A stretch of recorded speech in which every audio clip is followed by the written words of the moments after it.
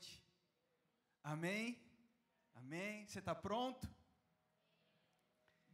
Então, ainda nesse mesmo espírito, diga ao Senhor: Senhor, fala comigo nessa noite. Senhor, meus ouvidos estão abertos, meu coração está aberto. Nós declaramos, Senhor, qualquer impedimento, qualquer barreira, caindo por terra em nome de Jesus. Amém? Resistência zero. O fluir do Senhor nesse lugar é o que você deseja, amém? Amém? Abra a tua Bíblia, 2 Reis, capítulo 5, vamos ler a partir do versículo 1. Quem achou diz amém. Ninguém achou ainda, muito rápido.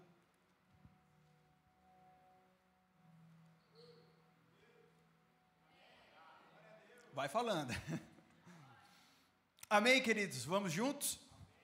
2 Reis, capítulo 5, versículo 1, diz o seguinte: Naamã, comandante do exército do rei da Síria, era grande homem diante do seu senhor e de muito conceito, porque por meio dele o Senhor tinha dado a vitória à Síria.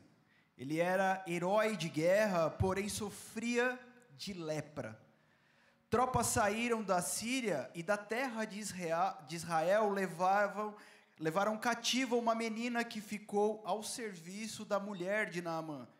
Um dia a menina disse à sua senhora: quem dera o meu senhor estivesse na presença do profeta que está em Samaria, ele o curaria da sua lepra. Então Naamã foi contar isso ao seu senhor, dizendo: assim e assim falou a jovem que é da terra de Israel.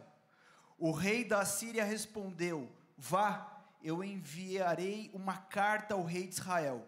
Então Naamã partiu e levou consigo 340 quilos de prata, 72 quilos de ouro e 10 mudas de roupa. Levou também ao rei de Israel a carta que dizia: tão logo esta carta chegar a você, saiba que eu lhe enviei Naamã, meu servo, para que você o cure da sua lepra. Quando o rei de Israel acabou de ler a carta, rasgou as suas roupas em sinal de medo e disse: por acaso sou Deus com poder de tirar a vida ou dá-la, para que este envie a mim um homem para curá-lo de sua lepra? Como vocês podem notar e ver, ele está procurando um pretexto contra mim. Mas quando Eliseu, homem de Deus, ouviu que o rei de Israel havia rasgado as suas roupas, mandou dizer ao rei: porque o Senhor rasgou as suas roupas, deixe-o vir a mim, e ele saberá que há profeta em Israel. Amém? Segura aí com o teu dedo, com o marcador, depois a gente continua. Mas essa é a história que talvez você já conheça, já ouviu, já leu, mas o Senhor quer falar conosco nessa noite, eu creio nisso, através dessa história. Porque há coisas que o Senhor está edificando em nós como igreja, há coisas que o Senhor está edificando em nós como pais, como homens, como mulheres, como filhos. Amém, igreja? Naamã era um homem de prestígio, de valor, ele era um comandante, ele era alguém que o texto dá a entender que era de extrema confiança do rei da Síria. Eu acredito que, eu não lembro, você talvez pode lembrar de alguma coisa legal que aconteceu na tua vida, alguma coisa que você falou: caramba, fui eu que realizei, graças a mim isso aconteceu. Sei lá, os meninos quando jogavam um campeonato de futebol, né, e você marcava o gol da vitória do jogo. E eu lembro que acho que era a quinta série, sexta série, eu era bem pirralhinho, bem magrinho, e meu time era da galera menor, porque tinha um campeonato entre quinta série até a oitava série, então estava tudo misturado, e tinha uns caras que já eram grandão, já tinha pelo no rosto, barba, chutava a bola forte, com força, e a gente ainda nem bigodinho tinha. Mas o meu amigo que montou o time, ele era aqueles cara muito sonhador. Se eu falar o nome do time, vocês vão dar risada.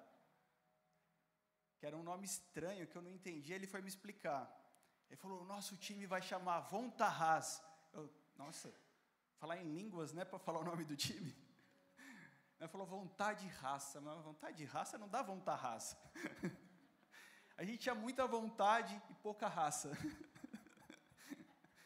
E toda vez que a gente ia jogar, meu time perdia de sacolada, né? Porque a gente ficava que nem criança lá no meio dos grandão.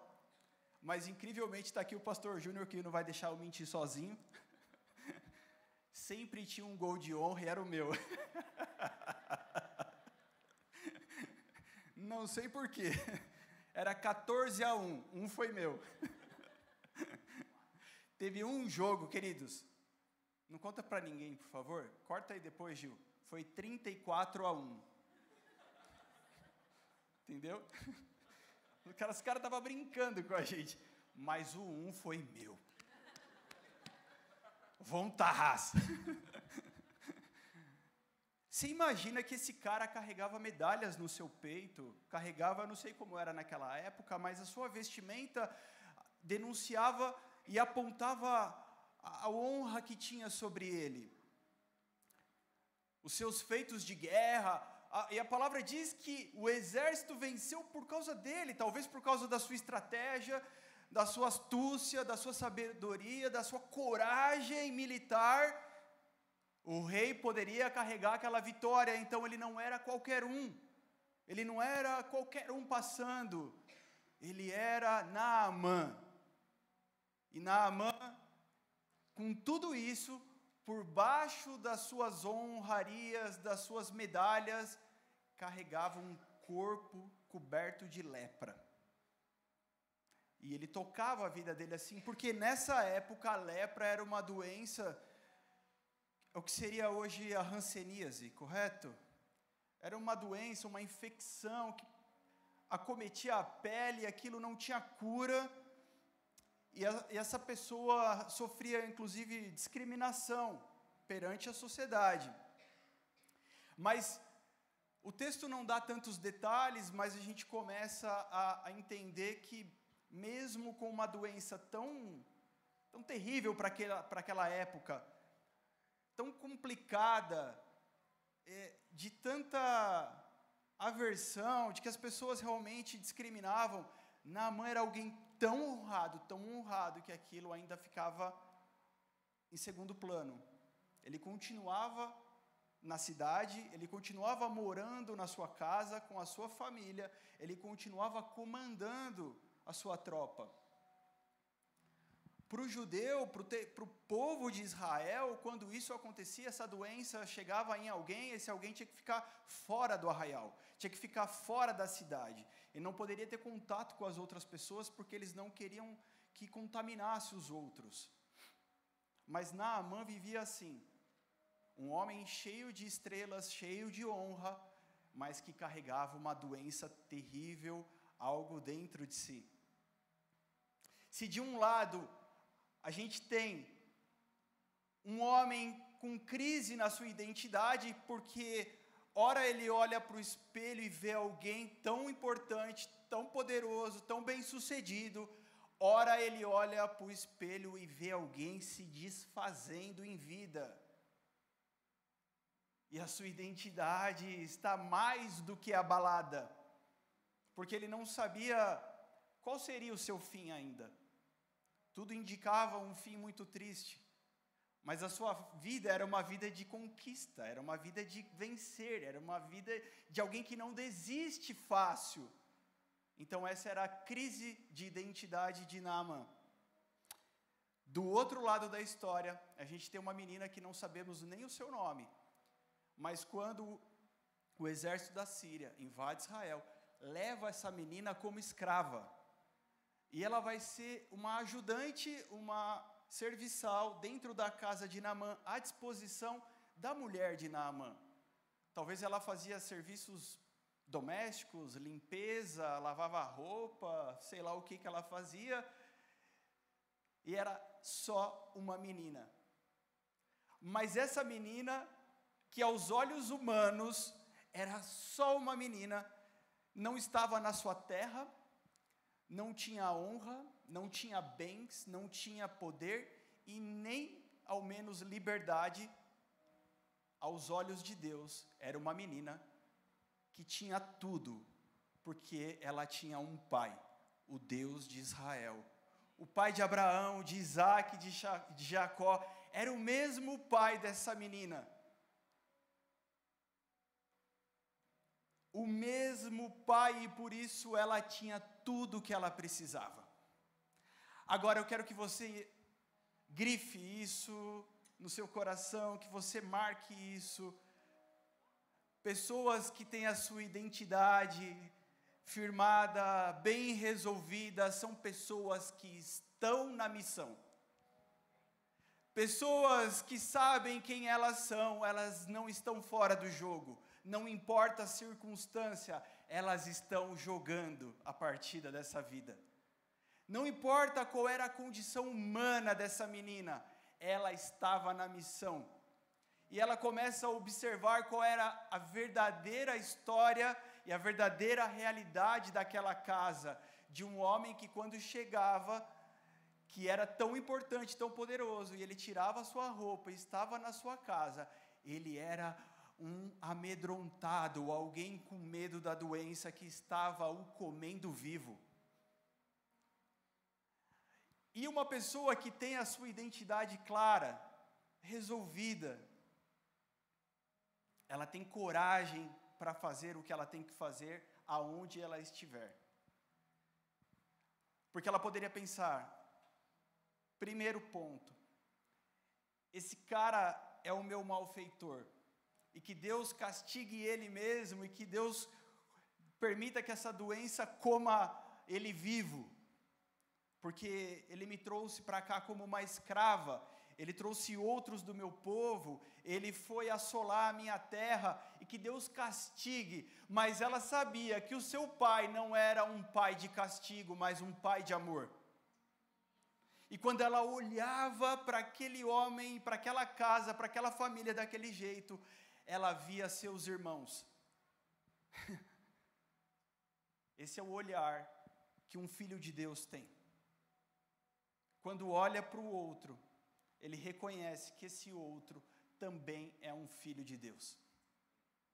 Se você sair lá no estacionamento e tiver uma Ferrari toda amassada, toda detonada, um caminhão passou por cima, ela está toda destruída, assim mesmo ela vai ser uma Ferrari.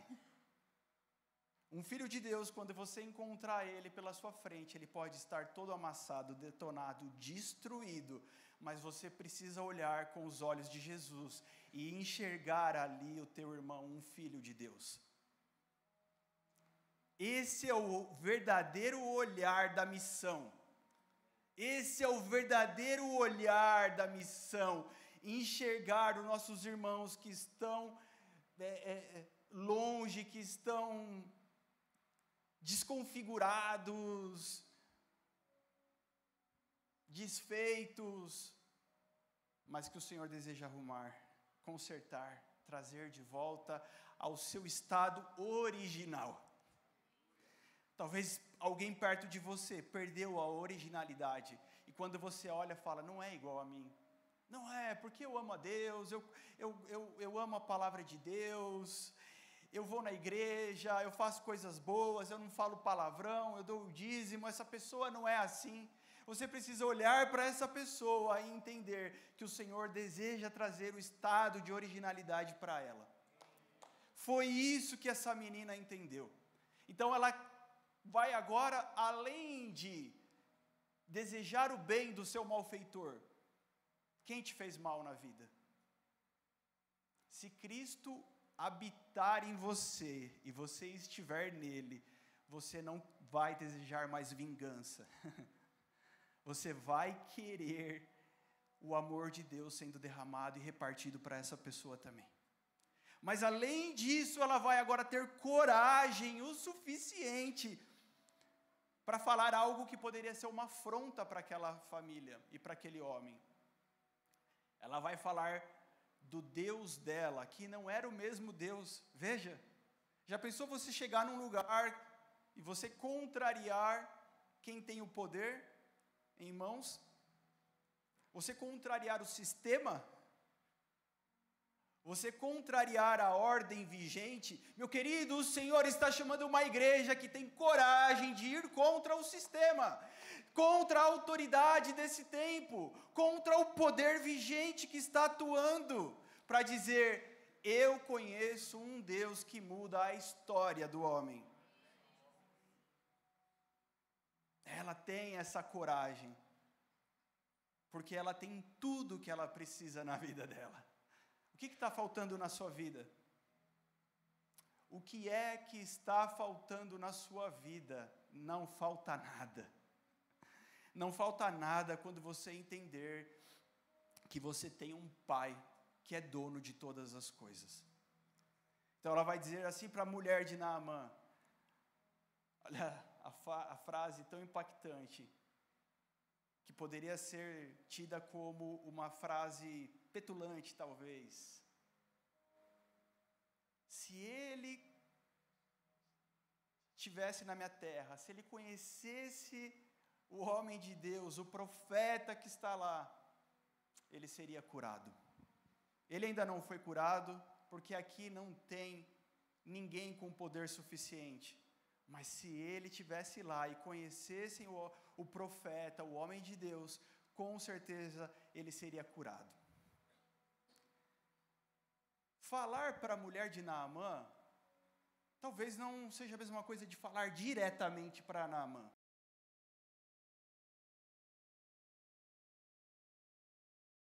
Que o homem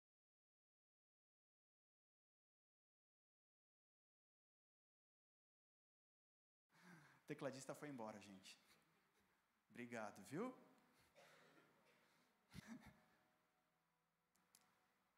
Você fica chorando, você fica reclamando, você fica orando uma oração sem sentido, uma oração descabeçada, quando você fala: Deus, olha, eu não vejo uma condição para cumprir o meu propósito, para cumprir aquilo que o Senhor me chamou, está tão distante de eu cumprir aquilo que o Senhor pediu para mim. Em nome de Jesus, que o Espírito Santo venha ministrar o nosso coração, falar com a gente, abrir a nossa cachola, tirar as caraminholas, encontrar lugar para trazer luz e verdade sobre as nossas mentes, os nossos olhos, para fazer aquilo que Deus deseja que eu faça, para cumprir a missão da minha vida. Não é necessário o cenário ideal, não é necessário a pessoa ideal, não é necessário que tudo esteja pronto, certo, bonito e maravilhoso. É necessário coragem e sabedoria do alto. Será que aquela filha de Deus, descendente de Abraão, será que a missão de vida dela era limpar a casa de um povo inimigo? Era ser escrava? Era ser uma serviçal? Era no máximo falar com a esposa, com a mulher desse homem? Ela entendeu que aquilo era o que estava ao alcance dela e ela não negligenciou. O que é que está ao nosso alcance, igreja? O que o Senhor colocou perto de você? Tenha coragem, abra sua boca, faça, saia da inércia, vá, dê um passo de fé. Ela só precisou dar um passo de fé, mesmo que humanamente falando, talvez aquilo não teria uma repercussão, porque ela poderia falar para a mulher de Naamã e ela simplesmente guardar para ela, repreender, ficar quieta, não levar adiante. Mas ela jogou a sementinha. Ela jogou, deixou lá fazer efeito. Talvez ela falou aquilo durante um dia, talvez comentou no outro. À noite, quando Naamã chega, vai deitar, vai conversar um pouco, vai tomar um café com a sua esposa, vai, sei lá, ter um tempo a sós, ela fala: Naamã, você não sabe o que a fulana, essa serviçal, essa escrava que você trouxe para mim falou. E ela conta para Naamã. E a palavra já diz logo que ele vai falar com o rei. Você vê, a palavra encurta a história e nos diz que o que ele ouve da sua esposa, ele conta para o rei, porque ele tinha a porta aberta com o rei, ele tinha intimidade. Naamã, ele tinha uma preocupação com o código de honra humano. Ele viveu a vida assim, respeitando a honra. E nesse momento, mesmo que tudo que ele desejava era ser curado, ele respeita o código de honra, e ele vai primeiro falar com o seu rei. E quando ele vai falar com o rei, ele era querido do rei. Tudo que o rei queria é que Naamã durasse para sempre. Tudo que o rei queria é que Naamã tivesse curado e aquilo nunca tivesse existido. E ele pudesse contar com o trabalho de Naamã, pudesse contar com a honra, com a capacidade de Naamã. Então ele fala assim: você vai lá. Se essa é a opção, ele sabia que ali não tinha cura para Naamã. Eles não viam nenhuma perspectiva, não havia nenhuma fé de algo que eles pudessem fazer. Então o rei faz o quê? Mesmo sem entender muito bem, vai lá. Eu vou dar carta, você vai levar para esse rei de Israel. Vamos cumprir o código de honra, vamos continuar a cumprir o código de honra. Leva essa carta. Não só isso, leva presentes, leva tesouro, leva prata, leva ouro, leva roupa. Porque o código de honra humana também manda isso. De um rei para outro rei, tem honra. E Naamã vai, cumprindo o seu código de honra, ele vai chegar no rei. Só que o rei não estava na missão. O rei ramelou.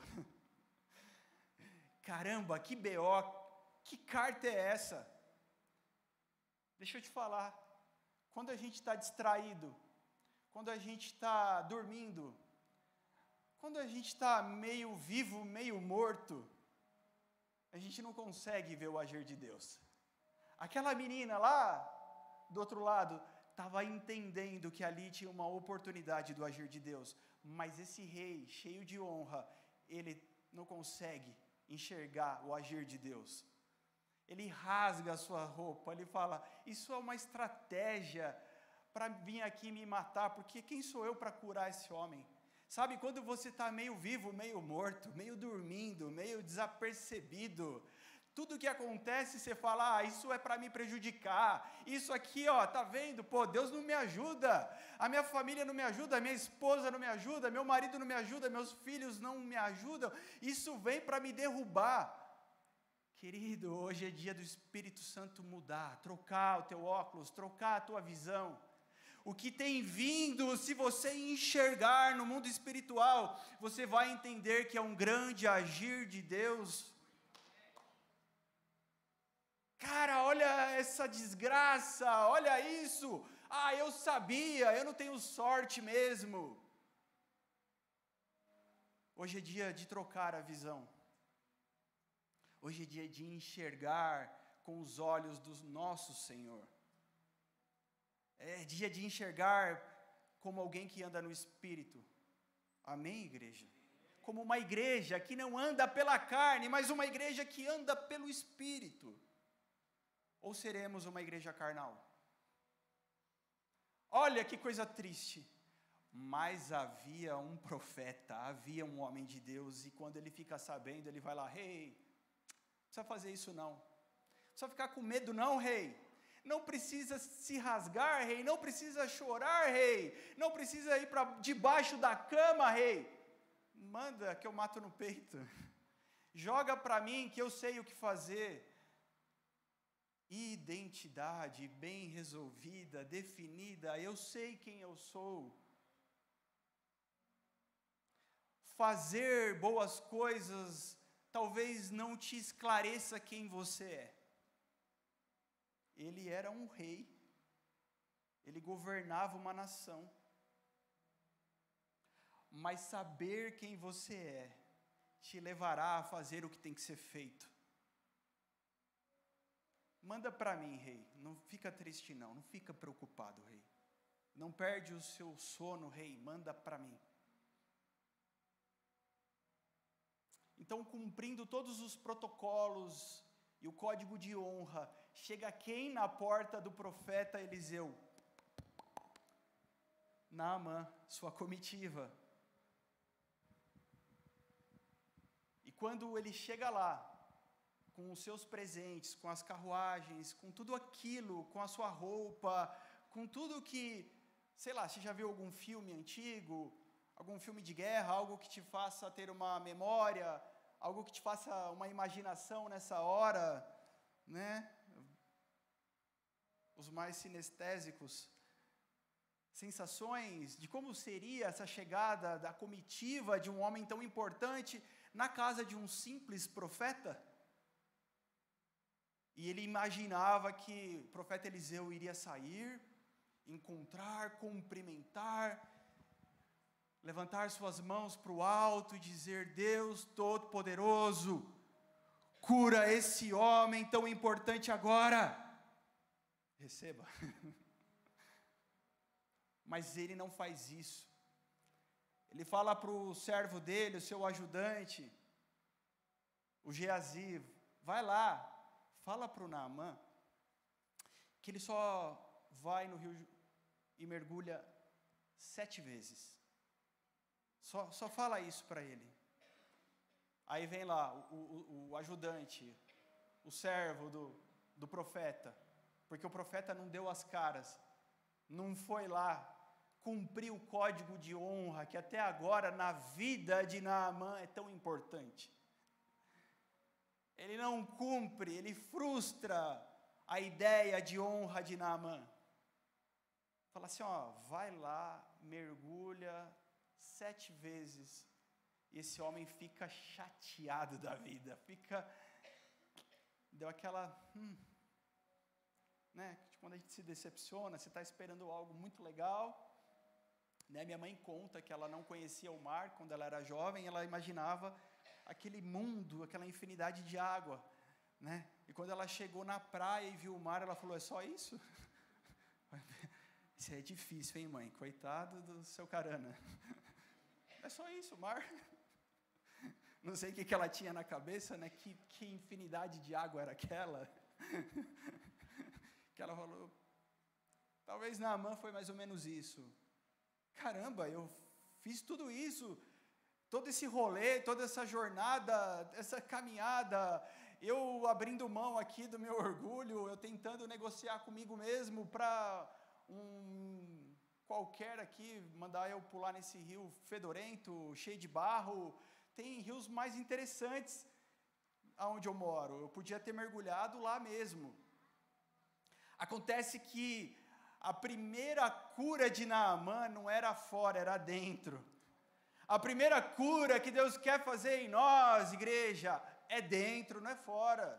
A primeira cura lá dentro, lá as pessoas que você tem orado, na sua casa, na sua família, sei lá, é dentro, não é fora. Havia uma honra que Naamã conhecia, mas essa honra não era a mesma honra que o profeta conhecia, porque Eliseu carregava, andava, vivia diante de uma honra de outro mundo, a honra que existe no reino de Deus. E Naamã não era ninguém na fila desse pão. Diante do profeta Eliseu, Naamã não tinha valor nenhum, importância nenhuma, honra nenhuma. E ele fala, eu vou embora, o texto continua contando a história. E um dos homens fala assim, pai, chama ele de pai. Pai, você vê que ele era querido pelas pessoas. Pai denota não só o genitor, mas alguém de honra, alguém de liderança. Pai, poxa, se ele te pedisse alguma coisa mais difícil, você não faria? Ele acaba convencendo Naamã, que já tinha dado todo aquele rolê, feito tudo aquilo, se dispondo a algo novo. Mesmo quando alguém está disposto a viver o novo, tem etapas, tem processos, tem dificuldades. Então, não desista, não abandone. Se o Senhor colocou diante de você alguém disposto a viver o novo, não abandone essa pessoa, porque vai ser difícil para ela. Ela vai ter que romper com muitas coisas no caminho. Tenha coragem. Alguém foi usado pelo próprio Deus para dizer, poxa, será que não tinha coisa mais difícil? Vai lá, faz. Antes de voltar, tudo de volta à nossa caminhada, à nossa estrada, à nossa jornada, mergulha 7 vezes. E nessa hora, Naamã começa a ser curado por dentro. O seu orgulho vai sendo quebrado, vai sendo despedaçado. Deus deseja quebrar o nosso orgulho. E essa é a coisa mais difícil. Alguém chega para a gente e fala assim, fui curado de câncer. E a gente fica feliz, glória a Deus. Deus curou essa pessoa de câncer. Alguém chega na sala pastoral e fala, olha, eu estava quebrado, eu era falido, eu não tinha dinheiro para andar de ônibus, e Deus mudou minha vida, arrumou a minha vida, minha empresa está saudável, eu comecei a ganhar muito dinheiro, agora está aqui, pastor, olha só.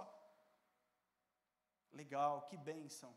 Mas quando a gente vê Deus quebrando o orgulho de alguém, a gente dá a glória de joelho. Ai, Jesus, aleluia. Porque a transformação do nosso caráter e de quem nós somos passa por isso. Amém? Você consegue entender? Só que tem uma missão muito difícil nessa história, porque o teu orgulho vai se apegar a alguma coisa que você acha muito bom. Não, isso aqui não é orgulho.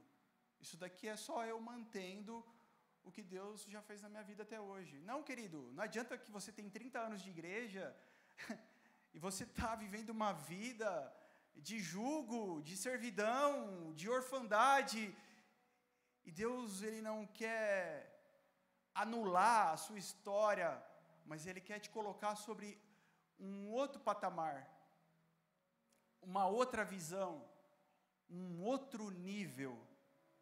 Amém? Isso não invalida nada, isso simplesmente te tira de uma condição e te coloca em algo maior que Deus agora está fazendo em você. O Denis, por exemplo, eu olhei agora e lembrei. O testemunho do Denis, ele conta que ele já estava frequentando uma igreja, já ia até a igreja de domingo. Quando tinha jogo do Corinthians, ele não ia. Brincadeira. Mas ainda não tinha acontecido algo, e ele recebeu um convite. E, queridos, abre parênteses, o problema não era a igreja, tá? Que ele ia. O problema não era a placa, não era a igreja que estava com problema. Era ele que ainda não havia sido tocado pelo Senhor. Não é, Denis? Eu vou em outra igreja. Nossa, a igreja que eu vou, uma igrejona maravilhosa. Ixi, me trouxeram, eu cheguei aqui. Mas que igrejinha é essa?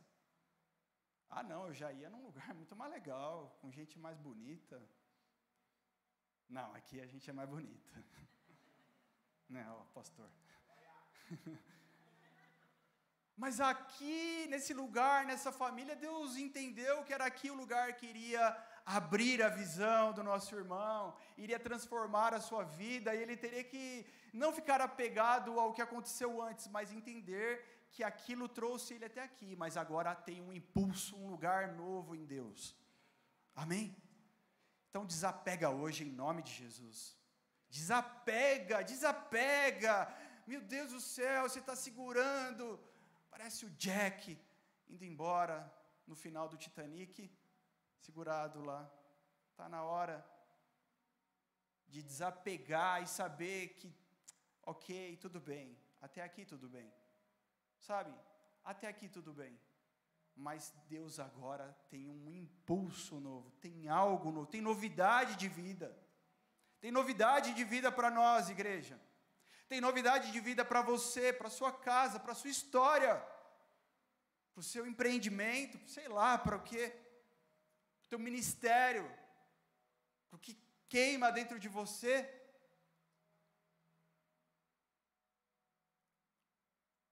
Mas Deus vai quebrar esse orgulho. Deus vai fazer com que no final Ele seja o glorificado e o honrado da história. Ele vai providenciar que no final você tenha amadurecido, crescido, se tornado alguém maior. Que ao final dessa história você não seja mais o irmão caçula pedindo ajuda, mas o irmão mais velho provendo, socorrendo. Então, a primeira coisa é o orgulho. Se tivesse cura e libertação para quebrar o orgulho, gente, a gente faria toda semana. Cura e libertação, expulsa o demônio do orgulho, em nome de Jesus, sai. Sai o demônio do orgulho, não sai, porque o orgulho é teu, não é do diabo. Ah, tudo bem, ele aproveita todas as coisas terríveis em nós, ele aproveita para usar, deitar e rolar, é verdade, mas o orgulho não é do diabo, ele é teu, e é você quem tem que decidir largar ele, e deixar, dizer, Deus, pode me curar, pode me tratar, pode me amadurecer, amém? Segundo ponto, Naamã era o homem que dava ordens, agora é o homem que vai ter que obedecer ordens, e ordens de alguém que não era superior a ele, alguém que não carregava estrelas, alguém que não carregava um título, alguém que não carregava o que ele carregava, mas é alguém que carregava uma honra de outro lugar, de outra terra, de outra dimensão. Tá bom, já que eu tenho que fazer isso, Naamã vai experimentar a obediência. Naamã vai experimentar o que é obedecer. Você está orando, você está pedindo para o Senhor, você está?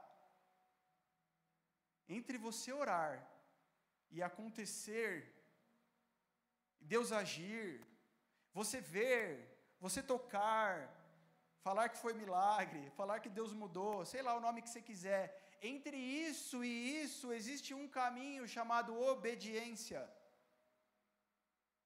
Não pastor, eu jejuei 21 dias, eu leio, eu faço devocional, o diabo não tem medo de devocional, pode fazer quantos você quiser.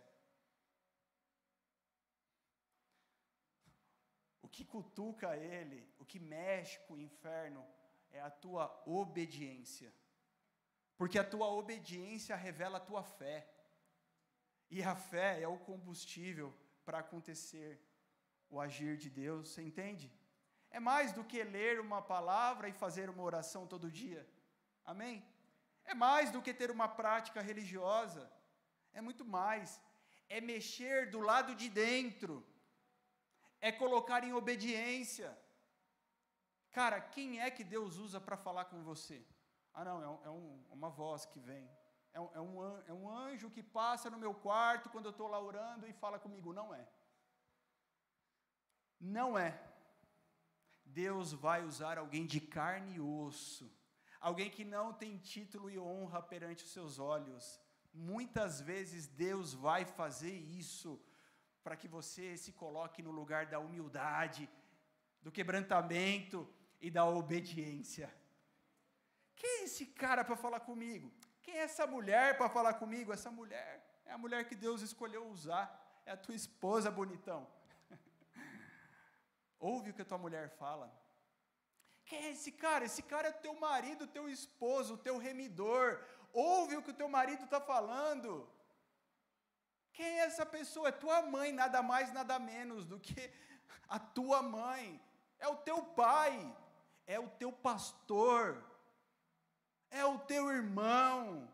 Quem é que Deus está usando para falar com você, e você olha e fala, sai para lá, Deus, fala comigo, Deus, manda um anjo, Deus, manda uma nuvem de glória, manda um foguinho, manda, Deus, manda um power, Shúrias, manda, e Ele vai mandar alguém, que contraria a tua honra, teu código de honra humano. Presta atenção, igreja, presta atenção no que eu estou falando. Deus vai usar alguém que contraria o teu código de honra. Você precisa entrar num outro código de honra. Você precisa olhar para essa pessoa e enxergar nela quem você é, Eu sou um filho amado de Deus. Enxergue isso nela, né, pastor?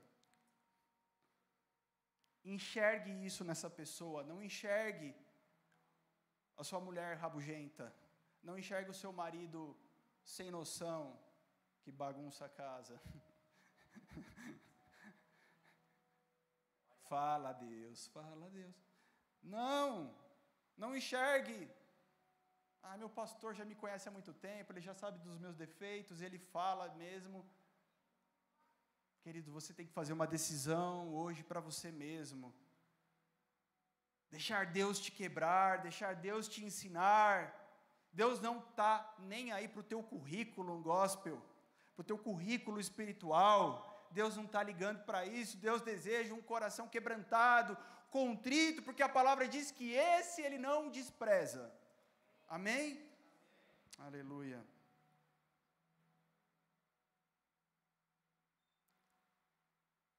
Essa menina, ela tem coragem e sabedoria. Eclesiastes 11, 4, 5 diz assim: quem observa o vento nunca semeará, e quem olha para as nuvens nunca cegará. Assim como tu não sabes qual é o caminho do vento, nem como se formam os ossos no ventre da mulher grávida, assim também não sabeis as obras de Deus que fez todas as coisas. Se você ficar olhando, você não vai fazer. Está ventando, eu não vou jogar semente não, que vai perder. Está ventando? Joga a semente, o vento vai levar onde ela tem que ir. Pela nuvem acho que vai chover, não dá para colher, não dá para ir ceifar, não dá para cegar, não dá, vai chover. Meu querido, vai chover, ainda não está chovendo, vai. Amém? Desperta tu que dormes, acorda, se mexa. Vamos lá, vamos levantar. Mas está ventando, não tem problema. Vai chover, não tem problema. Esse é o dia que o Senhor fez para nós. Se levante, se alegre nele. Esse é o dia, essa é a hora. Se ventar, o Senhor se encarrega de levar aonde tem que levar. Se chover, glória a Deus por isso.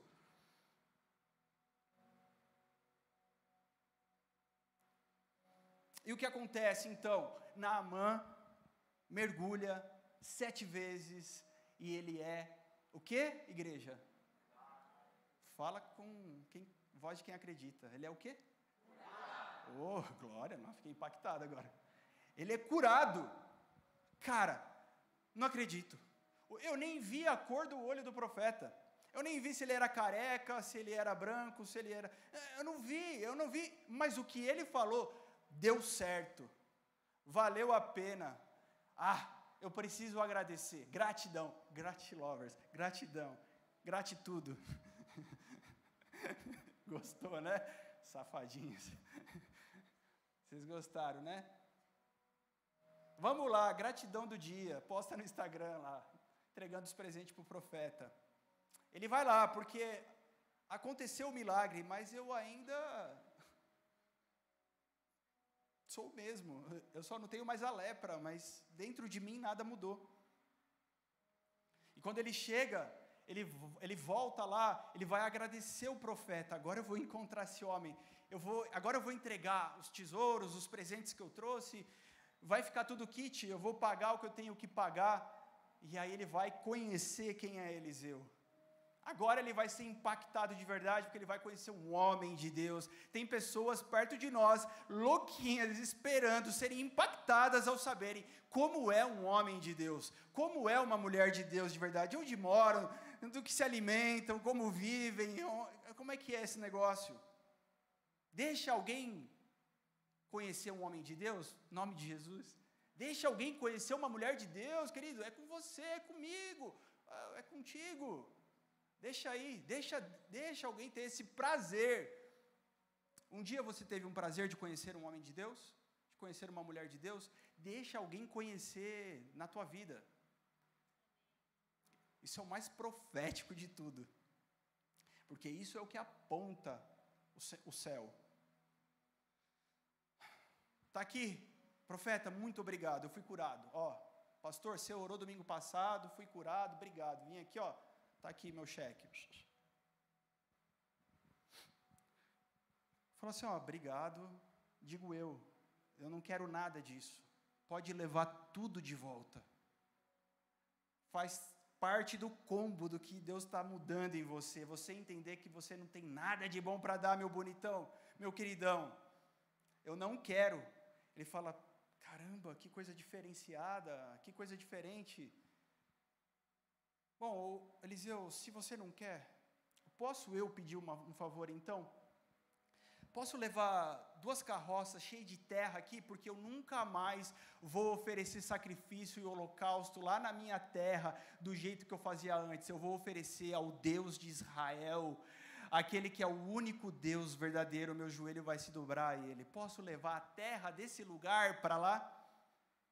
E ele fala, o teu servo, ele se coloca no lugar de servo, depois lê lá na Bíblia. Ele fala, o teu servo pode então, já que eu não vou te dar presente, você me dá mais um presente, posso levar um punhado de terra, para que eu faça o meu sacrifício, para que eu ajoelhe e lembre daqui? Pode, vai embora. Levítico capítulo 13 e 14 falam sobre a lepra. No 14 fala o que acontecia quando alguém era curado da lepra. Ah, Deus te curou? Então, não é tão simples assim. Deus te curou? Precisamos provar isso. Deus te curou? Você vai se apresentar ao sacerdote. O sacerdote vai julgar isso, vai analisar isso. O sacerdote vai fazer um cerimonial. Existe um simbolismo, uma representatividade no que o sacerdote fazia com a pessoa que havia sido curada de lepra. Levítico 14 vai mostrar o seguinte, quando alguém era curado de lepra, e o sacerdote constatava que isso aconteceu de verdade, então era necessário trazer uma madeira de cedro, um pano escarlate, vermelho, hisopo e 2 aves. A madeira de cedro tem uma representação, a longevidade, uma madeira que dura muito tempo, que faz menção à eternidade, que faz menção à figura do nosso Deus Pai, Jeová, o Deus, o Eu Sou. O vermelho, o pano escarlate, representava o sangue de Cristo sendo entregue para que nós fôssemos perdoados, salvos, redimidos por Ele. O hisopo era uma planta que era para purificação e apontava para a pessoa do Espírito Santo, que é aquele que nos convence do pecado e nos coloca na posição de sermos então purificados. Amém? Essas 2 aves eram colocadas dentro de um vaso de barro. Uma era morta em água corrente. Essa ave morta é alguém que você conhece muito. É Jesus. É o Cristo. Sempre foi sobre Ele. Sempre foi sobre Ele. De Gênesis a Apocalipse existe o Cristo. Essa ave morta representa Cristo na sua humanidade, o vaso de barro.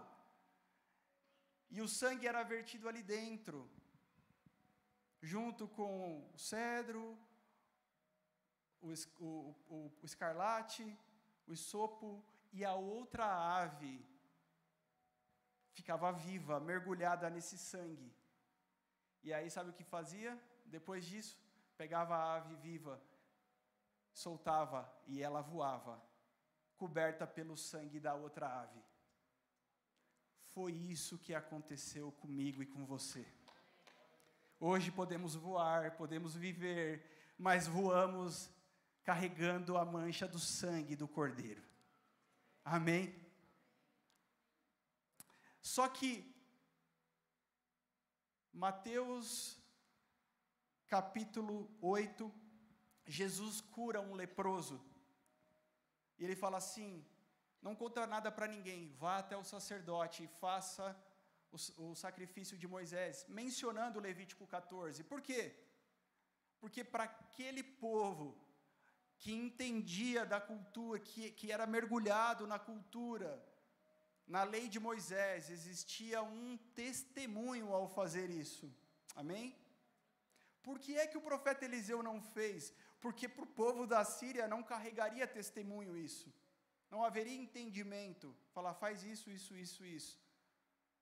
Então, meu querido, eu só queria ressaltar uma coisa contigo aqui. O testemunho que nós carregamos tem a ver com quem vai receber ele. O testemunho que nós levamos de Cristo tem que ser algo claro às pessoas do outro lado. Tem que ser algo que traga resultado e impacto à pessoa que está diante de nós, que o Senhor está colocando diante de nós. Amém? Não se trata de fazer cumprir uma regra. Se trata que o testemunho nosso tem um grande poder. Sabe o que Deus fez na sua vida, deixa isso ser claro para os outros. Só que aí você quer falar assim, de repente, para a pessoa, olha, você tem que ir lá na igreja. Não, mas conta para mim o que Deus fez, eu vi que você mudou, eu vi que a tua casa mudou, eu vi que você estava em destruição. Não, vai lá na igreja. Meu querido, deixa Deus te usar, aonde você estiver, do jeito que tiver. Essa pessoa vai estar aqui conosco no seu devido tempo. Será acolhida numa família no seu devido tempo. Amém? E assim é a história de Naamã. Mas ela não acaba aí. Porque quando ele está indo embora, levando todos os seus tesouros, o servo de Eliseu, Geazi, vai correndo atrás da carruagem dele. Pera. É o seguinte... Ele pensa assim, foi um grande desperdício, nossa, Eliseu acho que está ficando velhinho, é muito bobinho, muito bonzinho. E ele inventa uma história bem bonita e conta para Naamã, e Naamã prontamente fala assim, leva tudo. Leva. Quando ele chega lá de volta na casa de Eliseu, ele já guardou tudo, já escondeu tudo, tesouro, está tudo bonito. Eliseu fala assim, onde você estava? É igual o pastor que fala para você que não veio domingo passado. Onde você estava? Aquela cara de julgamento assim, né? Estava fazendo, irmão. Hã? Ele fala assim, não foi nada. Tipo você mentindo para sua mãe. Não foi nada. Ele fala, você acha que eu não estava com você? Você acha que eu não vi o que você fez? E agora... a lepra de Naamã, meu querido, é sobre você, a tua desobediência. Ele chegou aqui e se tornou obediente, você está saindo daqui desobediente. E a tua descendência vai carregar essa lepra. E na hora, a palavra diz que o corpo dele fica branco, cheio de lepra. Por que isso aconteceu? Porque esse Geazi era alguém insensível à voz do Espírito. É alguém que quis fazer... diante de algo espiritual, quis dar uma colaboração humana, quis dar uma ajudinha, mesmo que no coração dele ele falou assim, esse tesouro aqui não vai ficar tudo para mim, eu vou usar para a obra, eu vou usar para as pessoas que precisam, sei lá, ele poderia ter boas intenções, mas qual foi o problema de Geazi?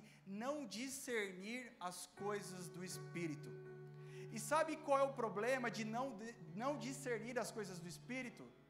É que quem não discerne é porque está insensível.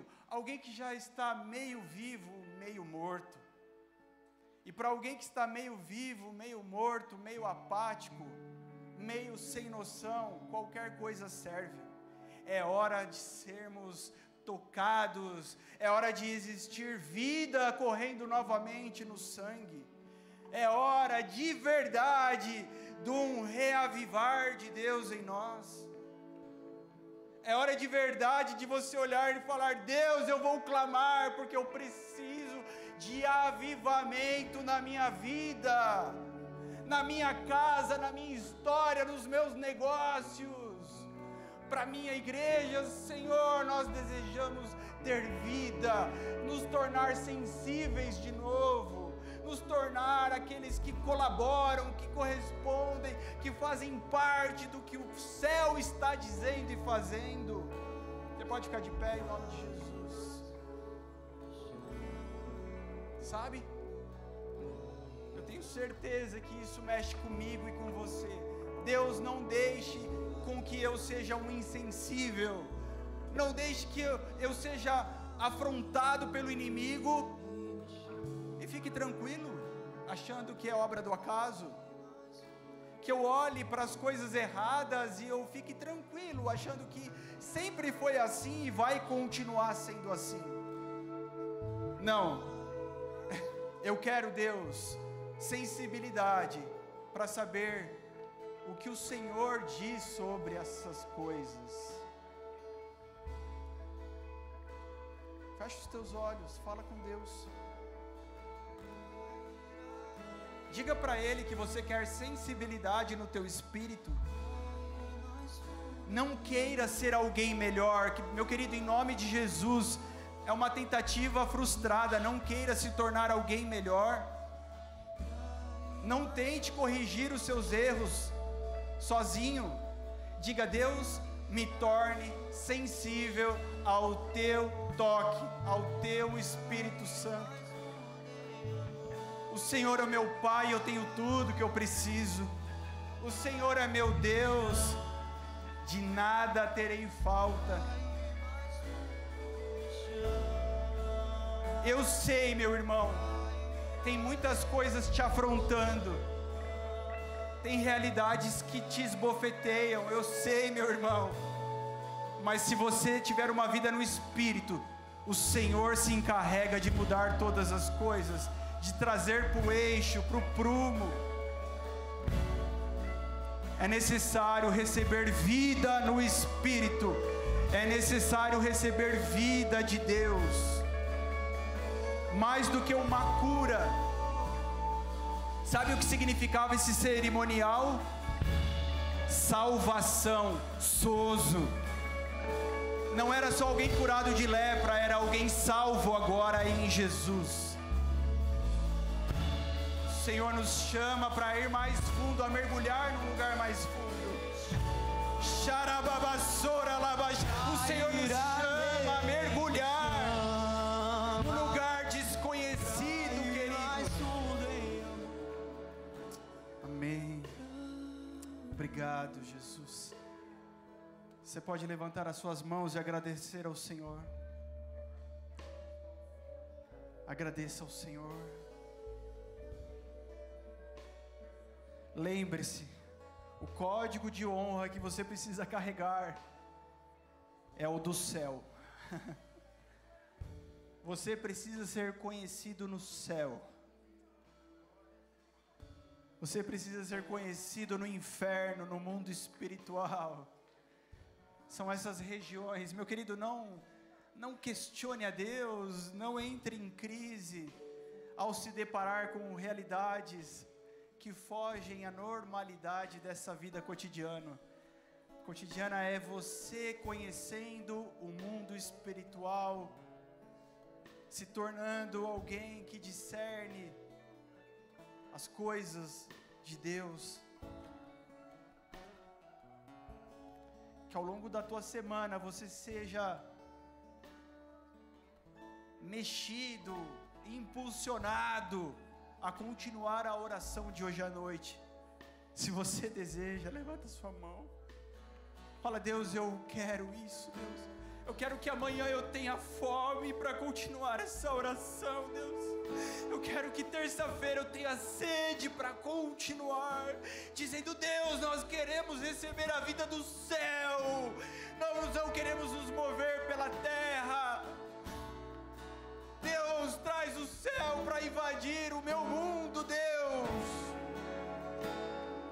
Deus, rompe, Senhor, rompe com a normalidade da minha vida, Pai. Essa é a missão. Em tudo que nós fizermos, entender que só fazemos porque Ele fez primeiro por nós. Entender que o que você carrega é muito pouco ou nada diante do que Ele tem para você. Amém. Em nome de Jesus. Igreja Viva, receba a vida de Deus. Em nome de Jesus, Pai, nós não queremos aquilo que as nossas mãos podem nos dar. Não queremos os cultos que nós podemos fazer, Deus. Não queremos nos ajuntar do jeito que sabemos. Deus, nós queremos ser surpreendidos pelo céu. Nós queremos ser surpreendidos pelo que o Senhor faz. Pai, eu sei que pessoas nessa noite estão recebendo luz diante dos seus olhos. Eu sei que pessoas estão hoje, nessa noite, rompendo com um ciclo, né? E dizendo: sim, Deus, me leva para outra terra. Deus, me dá um novo rio para mergulhar. Deus, me mostra gente diferente. Deus, tem gente que está recebendo isso de Deus nessa noite. Obrigado, Pai, por tudo que o Senhor faz. Obrigado, Jesus, porque o Senhor nos deu o que ninguém poderia dar. Obrigado, Espírito Santo, pelo teu agir sobre nós. Amém. Amém. Amém. Amém. Antes de encerrarmos, queridos, deixa eu só fazer uma observação. Todos conseguiram estacionar aqui dentro hoje? Melhor, alguém não conseguiu estacionar? Tudo bem? Vocês viram que está tendo uma movimentação devido à festa junina no SEST, né? A gente tentou readequar, arrumar da melhor forma possível.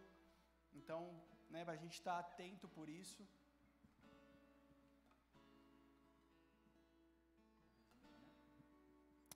Então, só deixando, né, todo mundo ciente aí na mesma página, que nesses finais de semanas de junho tem a festividade aqui da festa junina deles. Não vai se perder aqui, errar a entrada e parar na barraca de quentão, hein? Pelo amor de Deus, gente. O cara já chega calibrado pro culto. Comendo a maçã do amor. Tiago chegou com a boca tudo vermelha hoje. Tá na barraca errada. Gente, quinta-feira, 2h30, lá na Casa Sparks, seu ponto de encontro conosco, amém? A gente vai ter o evangelismo no parque, vai ser maravilhoso.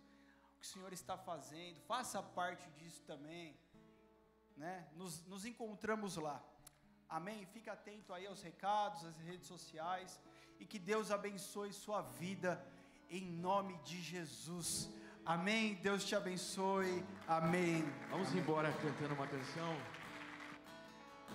Quem topa, amém? Vamos cantar esse refrão.